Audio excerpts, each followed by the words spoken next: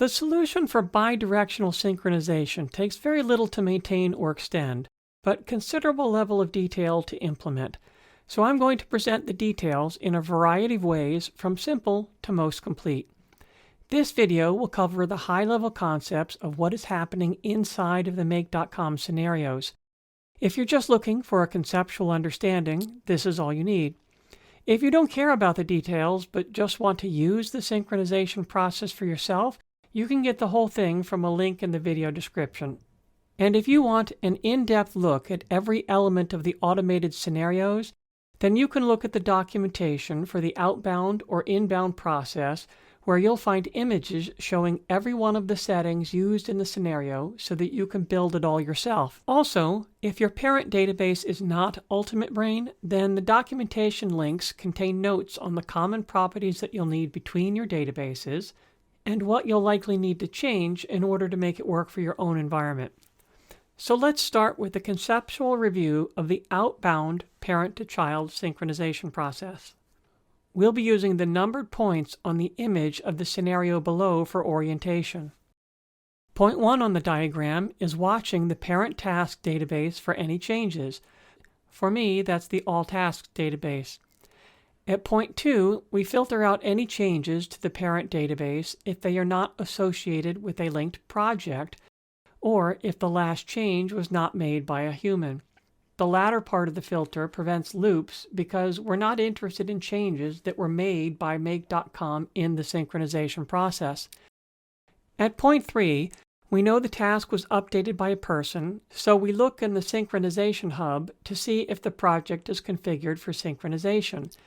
That means that the project is in the hub and outbound sync is enabled.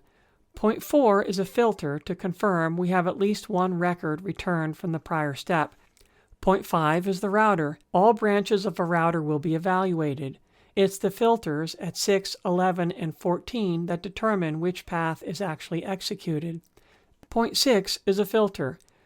We're testing for parent records that would be new to the child. We know they're new because the parent record lacks an ID of the child record. We also check that the parent is not marked as private since we don't copy those to child tables. Point 7 is where the new record is inserted into the child. The synchronization hub told us which child table to work with. This is also where the property mapping between the parent and child takes place, and where you are likely to make further customizations in your own environment. Also, note that we're checking for errors and ignoring them. You may want to do better error handling here. At point 8, we've already inserted the new child record, so we go back to tell the parent the ID of the record that we just inserted.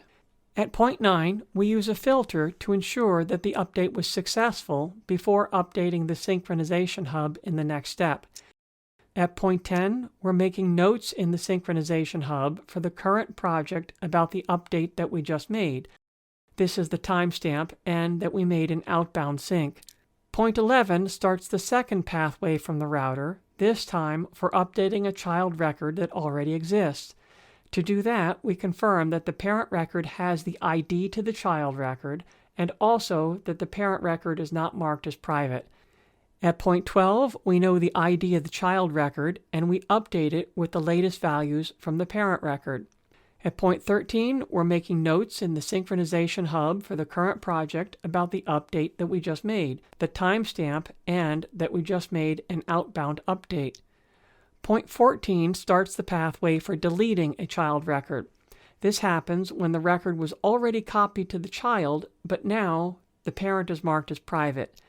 At point 15, we're performing the actual deletion of the child record.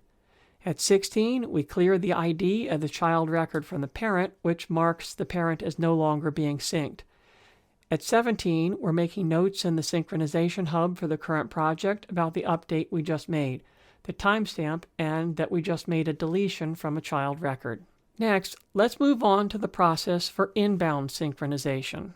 At the first point for inbound synchronization, we do a full scan of the records in the synchronization hub. Then, for each record where inbound sync is enabled, we continue with the scenario. At point 2, we're searching through the child table, sorted by the most recent changes. We'd like to do filtering directly in the search object, but Make.com gives an error that we can ignore, but that forces filtering in the next step. This would be a full table search, so the number of records we return needs to be big enough to catch all the changes since the last script execution, but low enough to minimize useless work. At point 3, we filter to only get records where the last change was made by a person and where the update was more recent than the last time we ran an inbound sync for this project. This is why we had to sort the records in the prior step. Point 4 is the router. All branches for a router will be evaluated.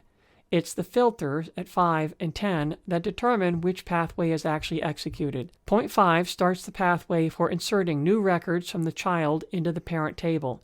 We check if the child record already exists in the parent by looking at the ID of the parent record in the child. Point 6 will insert a new record into the parent table with the property values matching the child record. At point 7, we update the child record with the ID of its parent. We use this to determine if subsequent changes are updates rather than new records.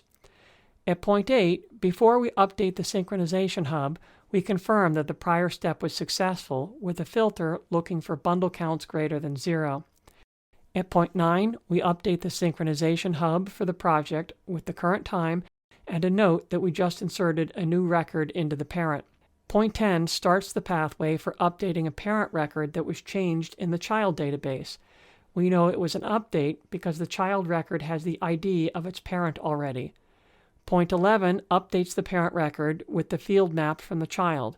At point 12, we update the synchronization hub for the project with the current time and a note that we just updated an existing record in the parent.